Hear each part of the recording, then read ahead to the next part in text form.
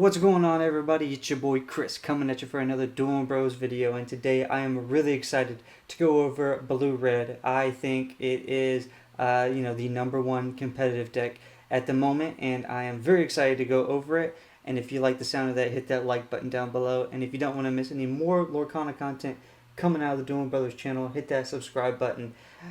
But also, before we get into this Lorcana gameplay, it was my birthday the other day, and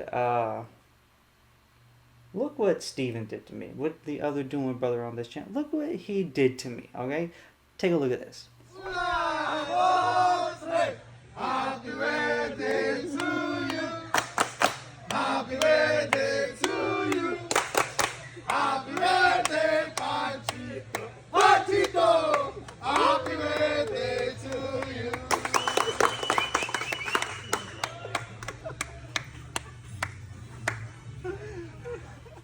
So I think that video pretty much sums up the birthday celebrations, right? I had a great time.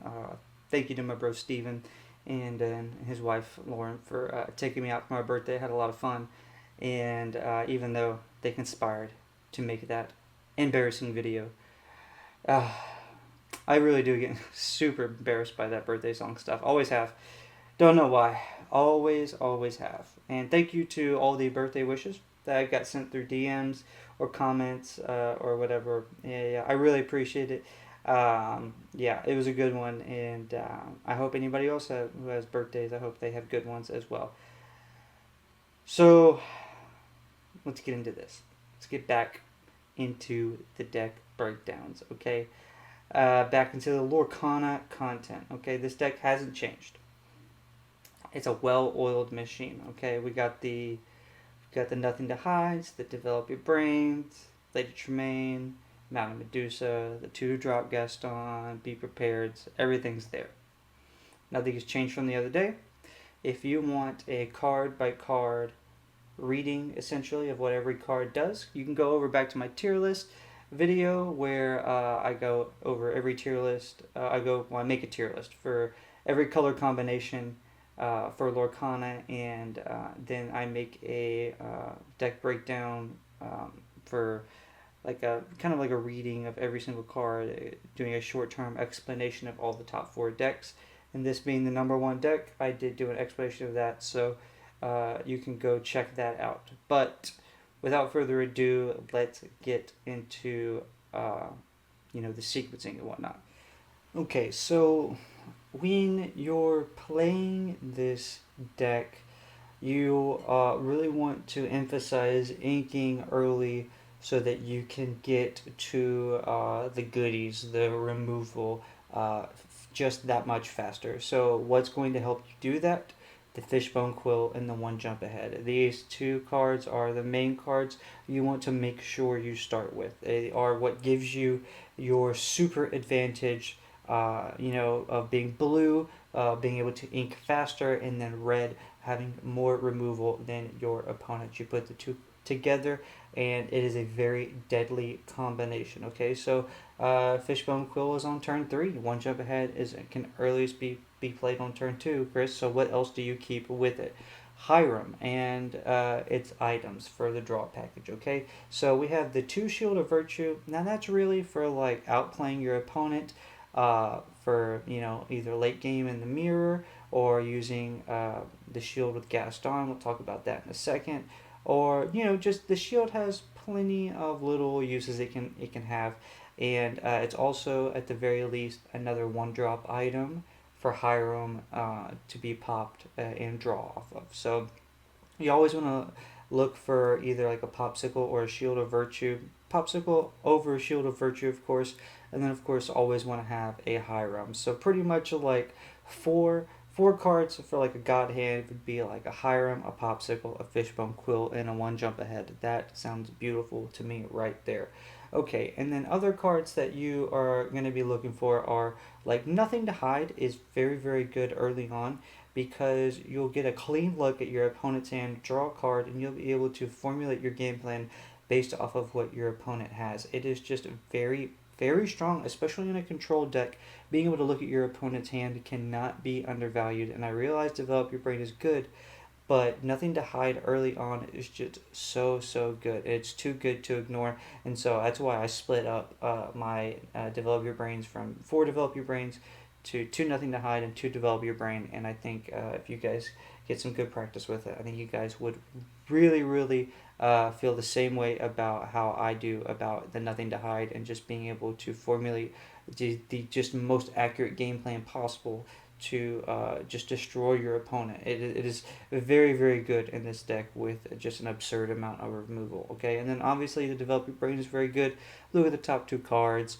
And put one in your hand and one at the bottom of your deck. It's just very good card. Much better later over the Nothing to Hide, because you won't always get to play whatever you want from the Develop Your Brain early. But it is good to, like, if you're looking for ink, dig in your deck to look for ink or look for a specific card. It's a good card, but I think, like I said, I think the Nothing to Hide is just way better. It's so much better, like turn 1 through 4, that I think it warrants having a couple in the deck. And so Gaston is really good. It's probably my most questioned card of why Gaston is in the deck, and most people think it is one of the bigger flex options. You are wrong. The biggest weakness for this deck, surprisingly, is locations. Okay, because we have a lot of character removal, but then we lack in location removal, and then also the mirror of item removal. We can handle our own items, but it's hard to take out other people's items. Okay, we do have Judy Hopps in the deck, but we only have 2 of her.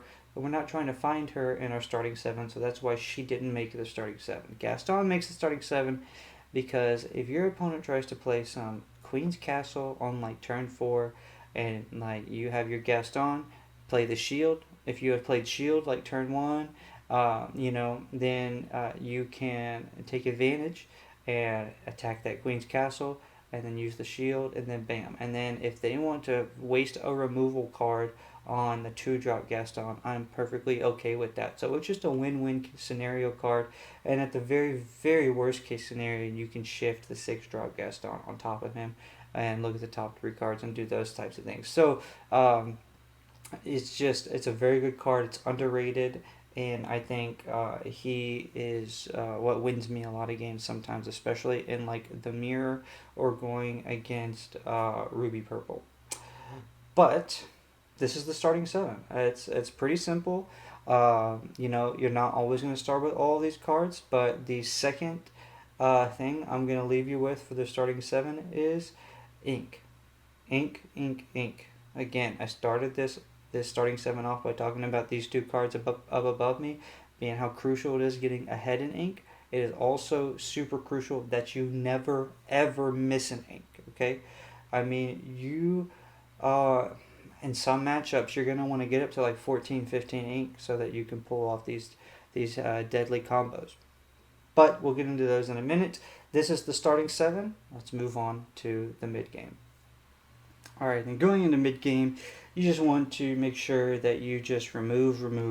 Go to Removal City and make sure you pack a bag, because you want to stay there for the rest of the game, right? You just want to play your Medusas, your Lady Tremaines, and just get that removal. And with the fish bones and the 1 jump ahead, you should be able to play your Maleficents pretty early, and then you be prepared. A lot of times it's best to let your opponent kind of empty their hand a little bit, then be prepared, and then follow it up with your single removal, because they more than likely won't be able to play. Excuse me. More than likely won't be able to play more than 1 character a turn eventually. So that's where that be prepared comes in play. Then you follow it up with the Lady Tremaines, the Madame Medusas, and the Maleficents. Okay, and then if you are looking for a specific card, you can always play your 6-drop Gaston to look at the top 3 cards and look for those. And then if the 2-drop Gaston wasn't enough, or maybe they took it out, they started playing locations again, you got the Maui and the Maui's Fishhook to help cinch up any like a Micduck Manor or a Queen's Castle or anything like that. And then you got the Judy Hopps, a couple of those to either take out Lucky Dimes, Sorcerer's Spellbook, or any like a couple of little Sleepy's Flute, anything that would be a little bit annoying to deal with. And Judy Hopps is there to just really take that edge off your opponent, so that you can just really grab this win from just removing everything on the board before they can quest. It's very, very deadly. So I mean, that's pretty much it. And once you get that early game going, you get that inking, you get to 5-6, then you just start playing these cards, and you just remove, remove, remove. And then now let's talk about how we're going to close out the game. These are the game closers. Okay, now let's talk about McDuck Manor first. It's going to be the easiest to explain. McDuck Manor gains 2 allure, right? It just sits there, it has 9 health. It's a fat location. What you use it for is and when you're in the removal stage, when you're just removing everything as they play it, you play McDuck Manor, then it becomes really hard for them to take care of McDuck Manor. It has 9 health. On top of that, you're going to be removing everything as they play it, and McDuck Manor survives Be Prepared. So, you have no worries about if you're like, oh, I have to be prepared this turn. It's okay. Your McDuck Manor is going to survive. And so it really helps you gain that lore while you are passively, while you're removing your opponent's characters at the same time. It's very, very good for, helping close out games and just starting to gain that lore back very, very fast, okay? And then there's not a game where I don't get over 10 ink unless they surrender. Bell is just so good late game. You drop that bell down, you lucky dime, and that's 5 lore. And then if they don't get rid of bell, then or in lucky dime, then the next turn you quest for bell with 5, and then you lucky dime again. That's a 15 lore swing for just bang bang for 2 turns. It's very, very devastating. That combo is not to be underestimated. And then you got Tamatoa, okay? The ceiling for Tamatoa is crazy. I've gotten like 16 lore in a game with, Lucky Dome Tamatoa. It is wild, okay? You get your items back.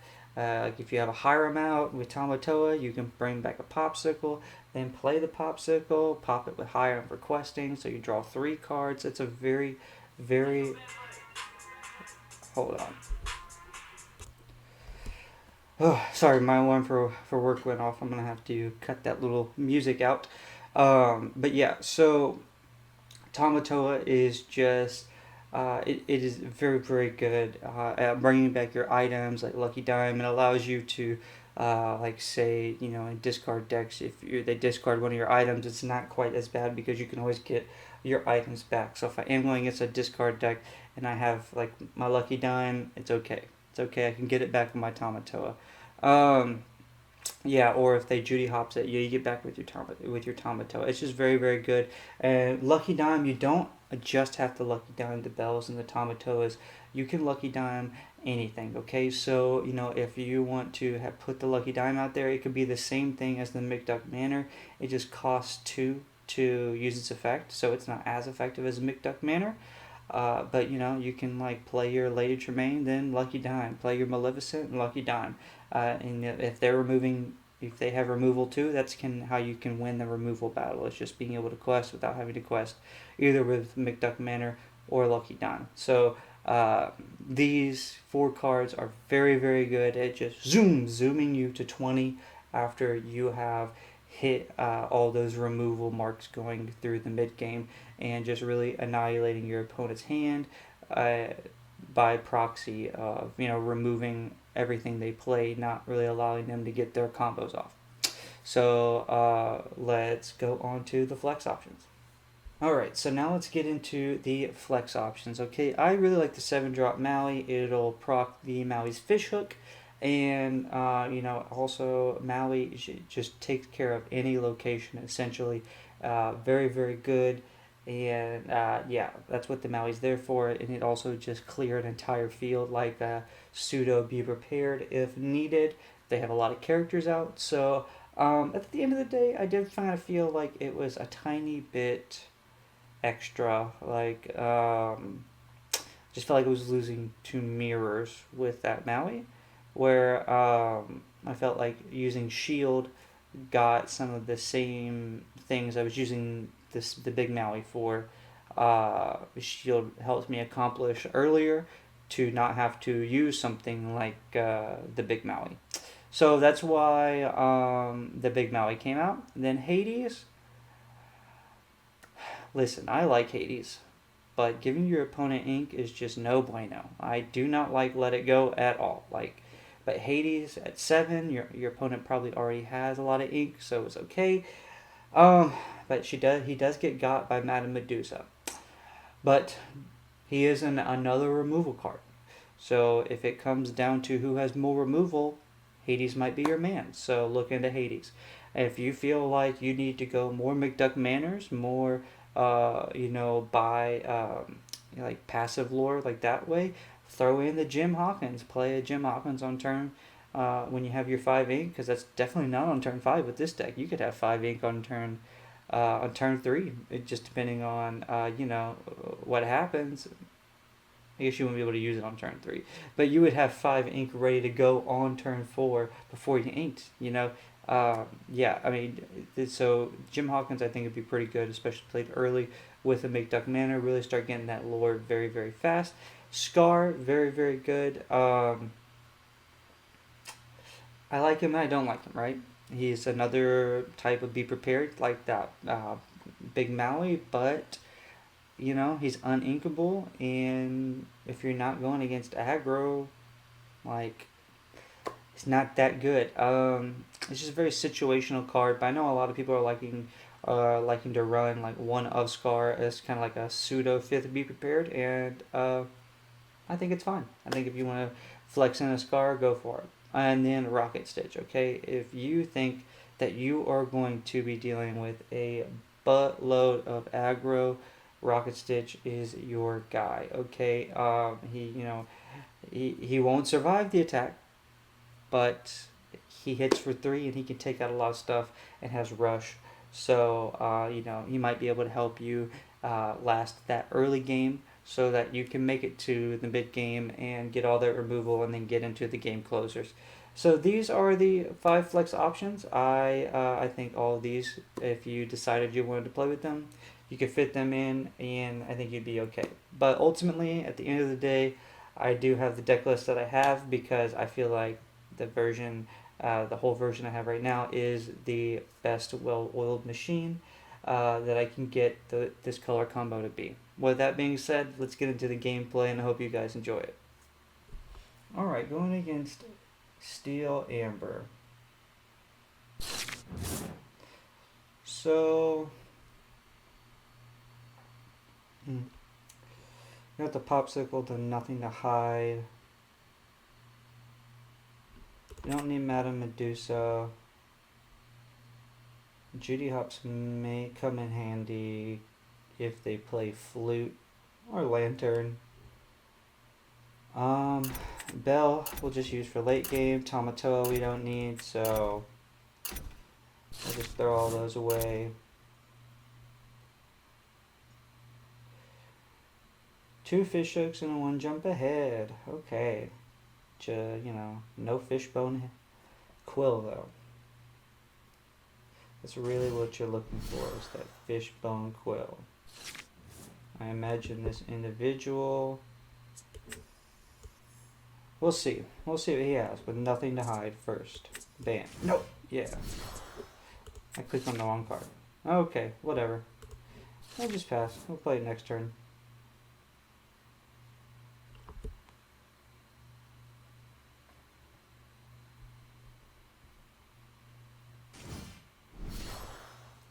The shift. We're gonna get a whole new world? No? Okay. I didn't know if we were gonna get a whole new world immediately. Sometimes people do that. We could play Gaston, just to be a real poopy head. Yeah, I'm not really worried about the Philly or anything like that, so we'll just play the Gaston. And if they don't quest, we'll sing 1 jump ahead with him. And do shenanigans. And then along came Zeus.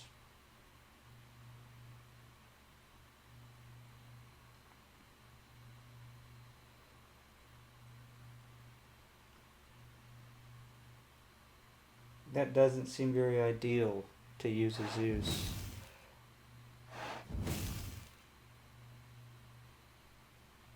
Okay. You know, I'm kind of okay with that, to be honest. I'll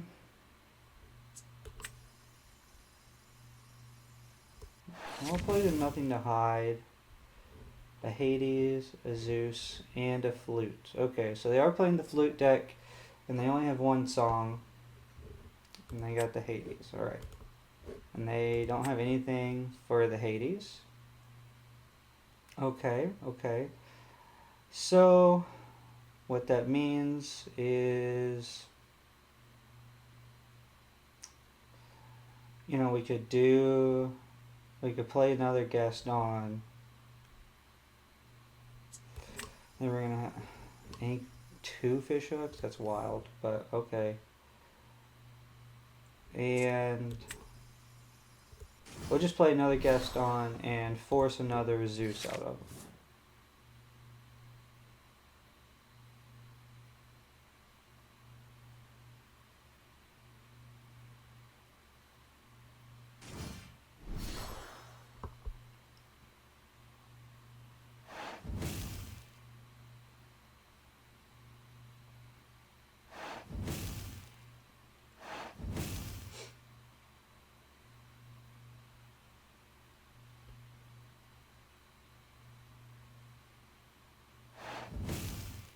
Two Zeus's down on a 2-drop Gaston. It's really, that's a good stuff right there. Man, just hit the 1 jump ahead. And then we're just going to ink the Shield of Virtue because we are really, really hurting on the inkables for the hand.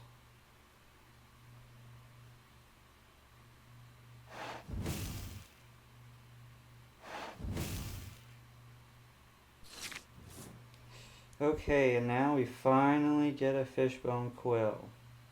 I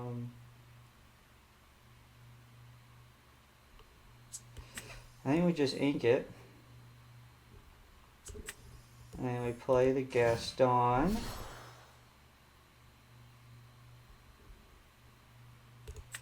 We'll do the Popsicle. And then if we don't draw an inkable, I mean, we'll ink the Popsicle, but hopefully we draw an inkable. That way we'll have a Popsicle to follow our Be Prepared. And they should know that the Be Prepared is coming because we're going to be at 7. 2 flutes, okay. So we know they got, oh, there's the sword. Alright. Going up to 12.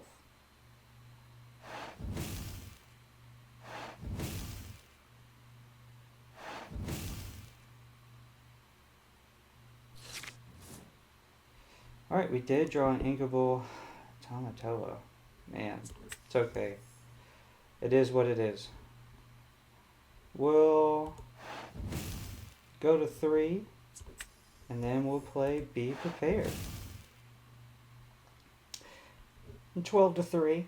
It's pretty nice. I don't get worried until, well, flute deck probably, well, this is kind of scary. I'm not too worried, but it is kind of scary. Okay, get the Ariel. Inca Cinderella, okay. Play the Elsa, Lady Tremaine. I always do that. I don't know why I call her Elsa. Play the Lady Tremaine.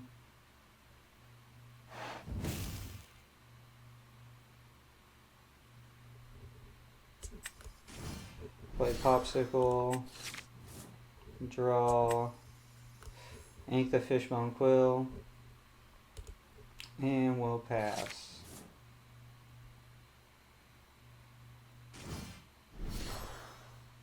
Now, if they grab a song, they won't be able to sing it. And they whiff. Rough. Pixelborn. Pixelborn be hurting sometimes. Play Romana Medusa, just in case they top deck a song, they can't sing it, they have to play it. Hit the Popsicle, have a Judy Hops for next turn. Quest, and we'll pass.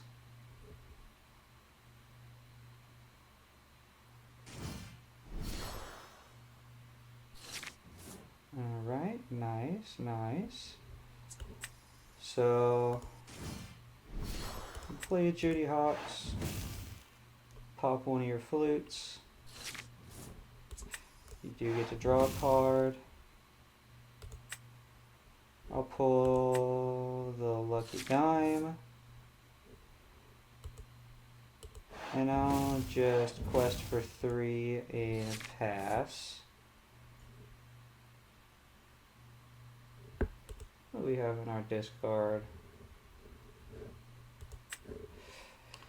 So we're going to need to pop a Popsicle. Okay.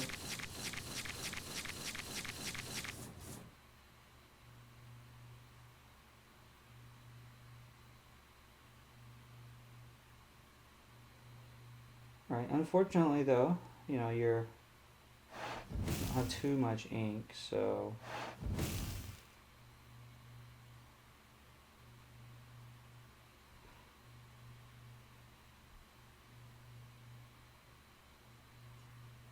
my opponent really needs to play another character. Alright, there we go.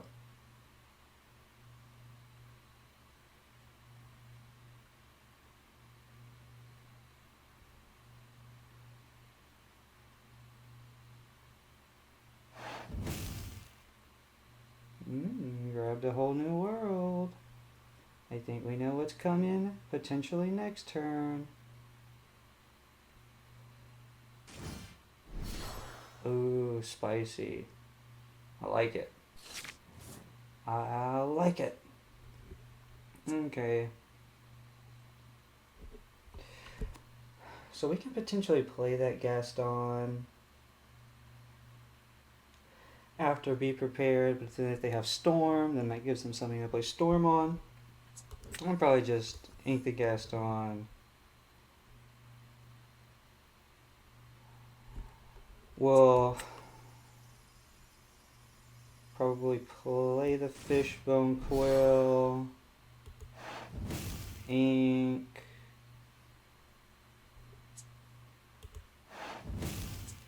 the Maui, go to 10, quest to 13, and then we'll play Be Prepared.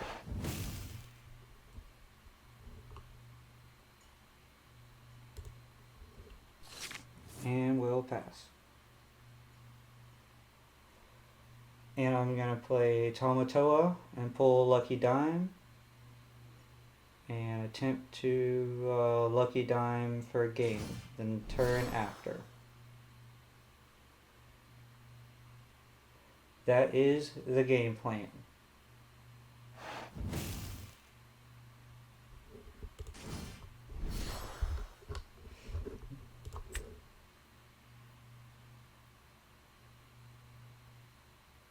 They ink a Big Cindy, okay.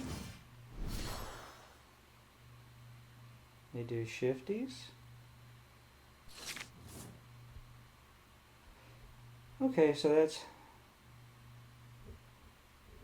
3, 5. So unless they draw, if they drew flute, then that would be no bueno.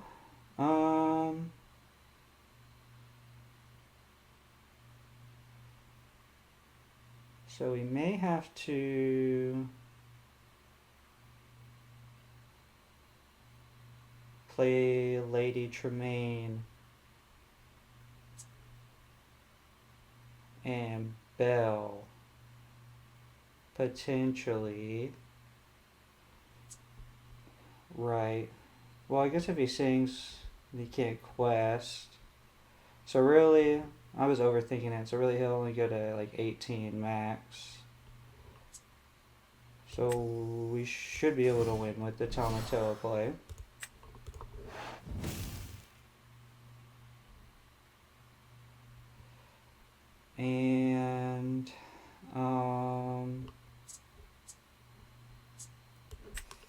We'll just ink Maui and then play Maui's fish hook and pass.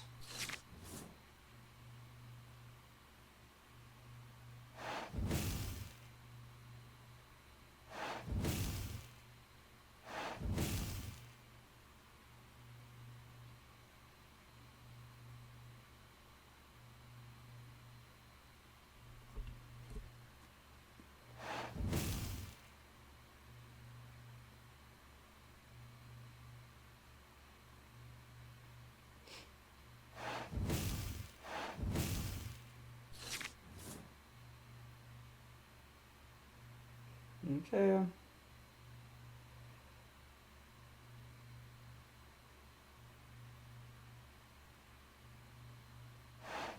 Boom, okay. Well, now you can't play a flute if you drew it.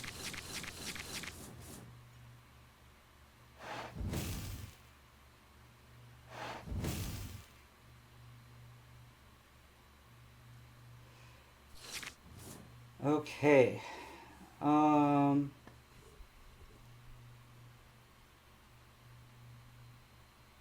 So he's questing for 6.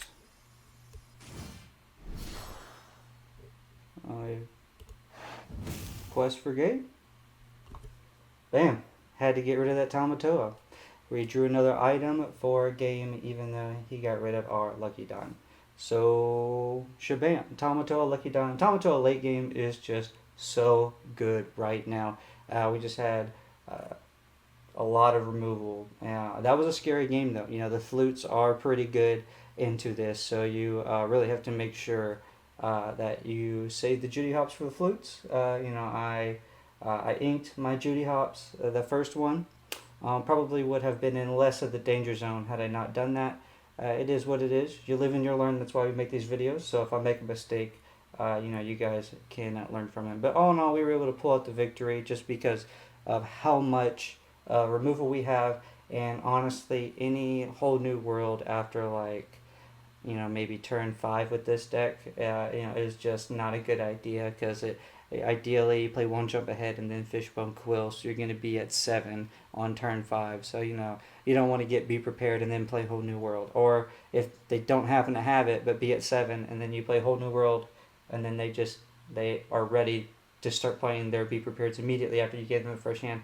It's just very scary. But yeah, it's definitely a fun matchup though. Let's move on to game 2. Okay. Going first. So we need to make sure everything we have is inkable pretty much. We'll just get rid of this Gaston. The big one. We'll keep the one jump ahead. Cool, we got the popsicle. We're good to go. We have 2 develop your brains, so we'll just ink one. Play the popsicle. Pass.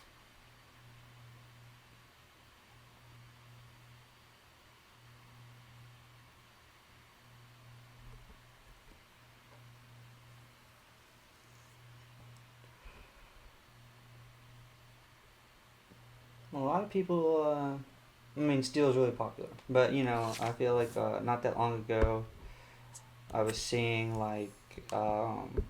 ruby purple and blue red everywhere on the ladder, but not so much anymore.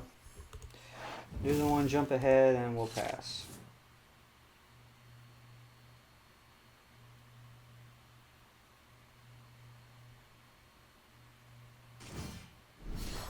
And the Gramatola. Okay, we already have 1 fish hook. So we'll ink that one, play a Hiram.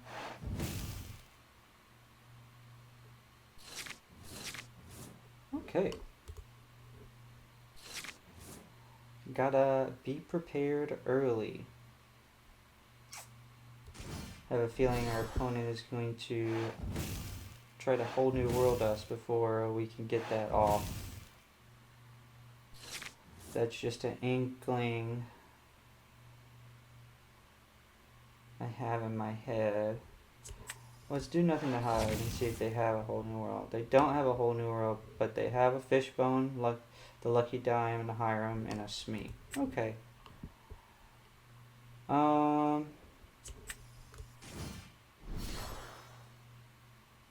do. I'll ink the develop your brain,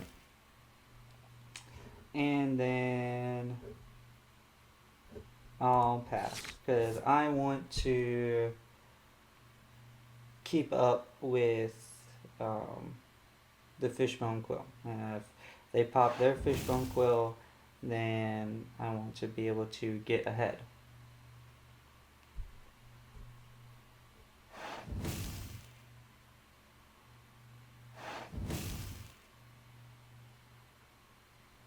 I wonder if they inked the lucky dime. Alright, just inking away our opponent is.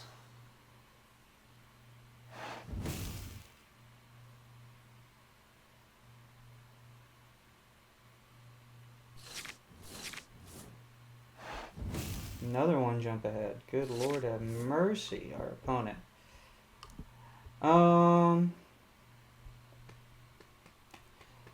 What are we gonna do here?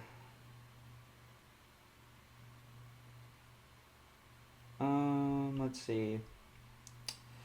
We could just play Madame Medusa. We'll ink the fish hook. I'm not seeing a reason for it right now. Probably ink.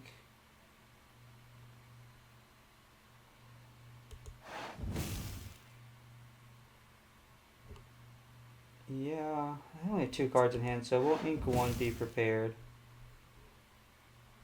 And we'll play Madame Medusa on their Hiram. So they do no more draw. No more draw. Man, and yeah, we're gonna pop the, even though I know what I just said last turn about that. They only have 2 cards in hand. I like that.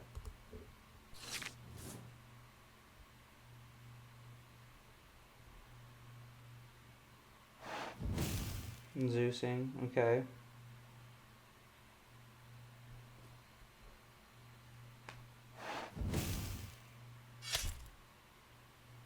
Oh, they Zeused our Hiram. I thought the Zeus would be on the Madame Medusa. Oh wow, our opponent is just going all the way in on the ink. So we'll play Popsicle, get that Maui, play Gaston, we'll get a Manor, and we'll ink our Maui, and we'll pass. And we'll go for a Belle and McDuck Manor next turn. 2 fishbone quills. Wow. Wow. We have a Popsicle, so we could. We'll do Tamatoa next turn. They don't have any characters, so we'll ink the Maleficent. Play the Belle. Play the McDuck Manor. And they surrender. Okay, so they had a pretty rough start, it seems like. But, you know, we were able to get to our removal pretty quickly, and then, you know, just they weren't able to draw a whole new world, so they weren't able to reset their hand and try to do like inking shenanigans. So yeah, let's see what happens in the next game. Need to make sure we have ink. We don't need those. So we'll get rid of all those 3 uninkables. Hopefully we don't have to ink that Tamatoa, but we're probably gonna have to. Yep. We got 2 6-drop Gastons. Alright. At least we have 2 1-jump aheads.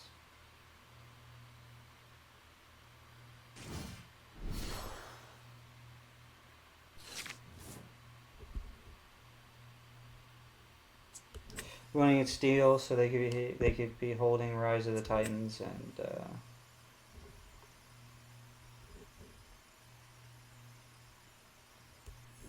Yeah, I just don't want any part of that. So we'll play one jump ahead. That way, next turn we can ink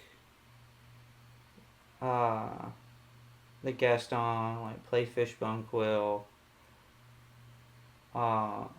then use the Fishbone Quill to ink something else, and then play one jump ahead again.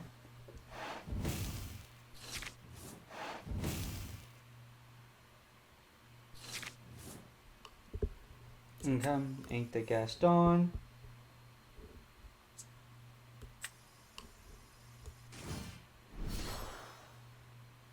Fishbone Quill.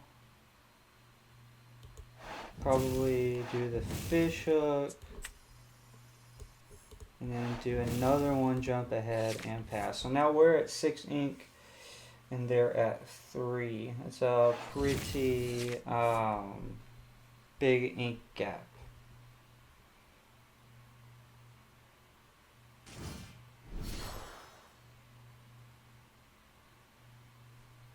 I haven't seen any Jafars, so our opponent could potentially not be running the Jafar version.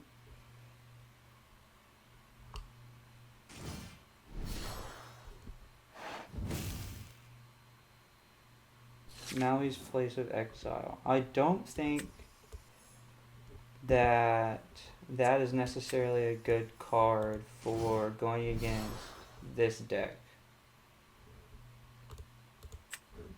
Get Hiram. Do nothing to hide. So, Big Cindy is more than likely coming next turn through a shift. Chief Bogo, Maleficent. Okay. So it looks like more than likely going to ink this Gaston in whatever, hopefully whatever we draw is an inkable card, so that we can ink that and then also ink the Gaston. Okay, chose not to actually. Okay. Chose not to shift for it. Okay.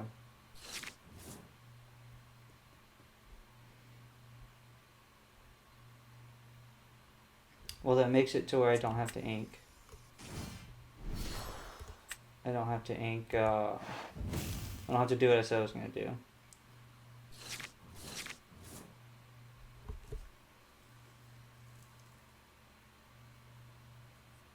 But we can ink that.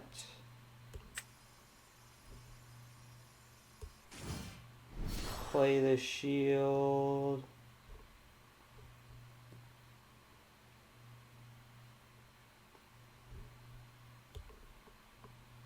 We have to stop that shift because of not having Be Prepared at the moment.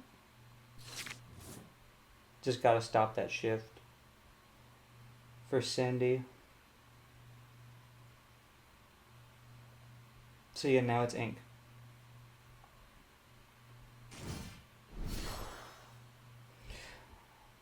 Yeah, okay, yeah, they're doing a lot of setup.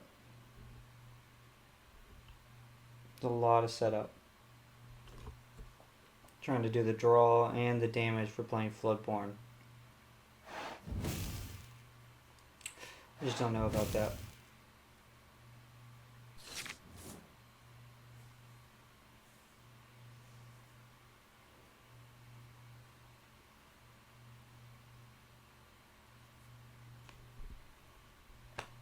Okay, so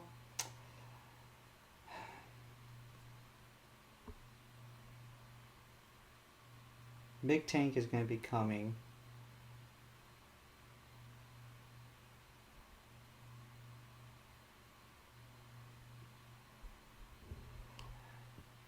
So,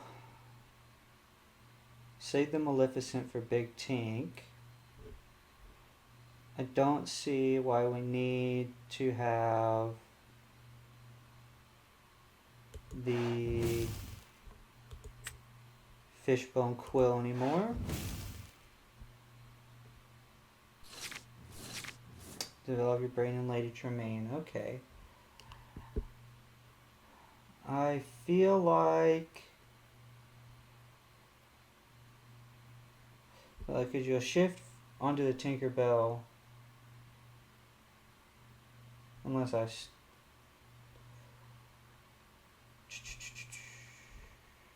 right. I just want to cause you the most disruption. Right. So I'll do that. I'll play Develop Your Brain.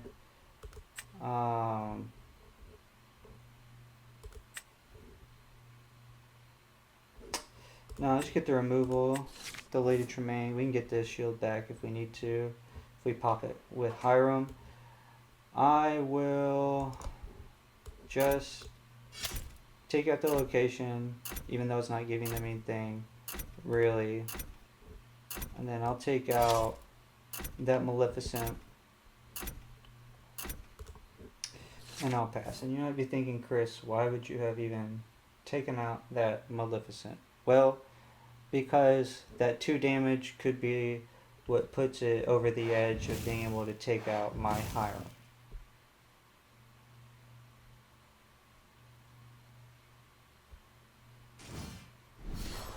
See? If oh, the Tinkerbell and the G. Okay, I overthought that.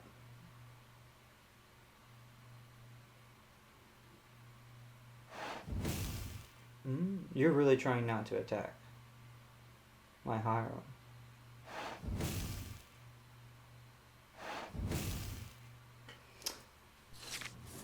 Whoa. What a misplay. That's crazy. You don't normally see people with that logo and like in the Pixelborn and whatnot. You don't normally see them make misplays like that. But we take those all day long. Alright, Tamatoa. Sorry, buddy.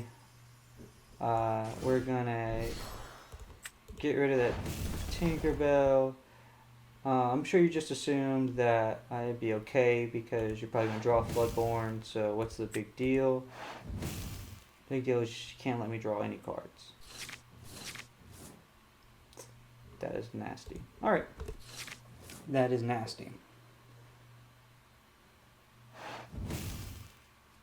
And so you didn't draw, you grab your sword, so you can quest with the fairy, but you can't do anything with the BOGO.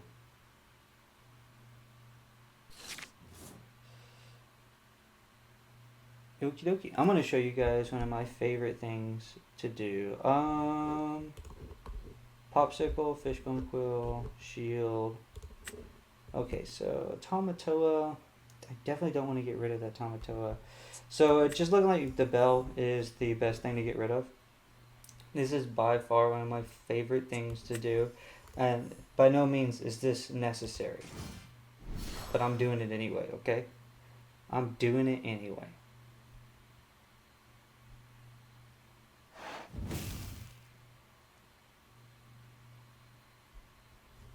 And then we're going to shift for another Lady Tremaine.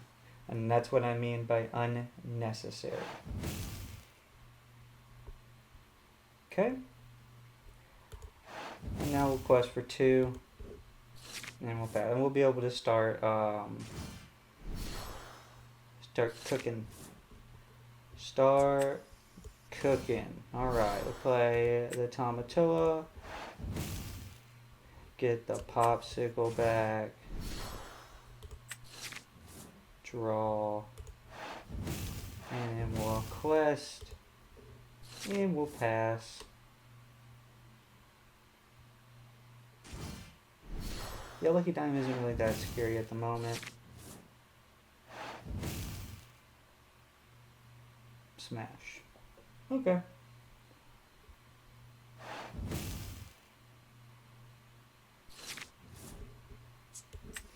ink this guest on.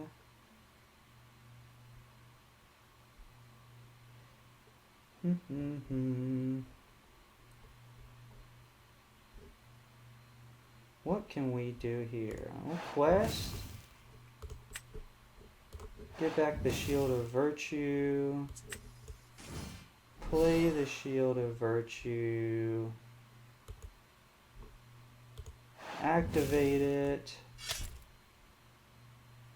Take out that. And then we'll play another Lady Tremaine.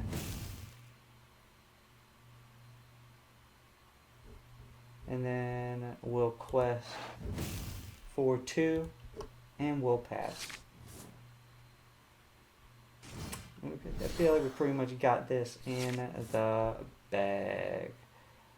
Okay, so yeah. So we've won. Hooray! I'll be lucky.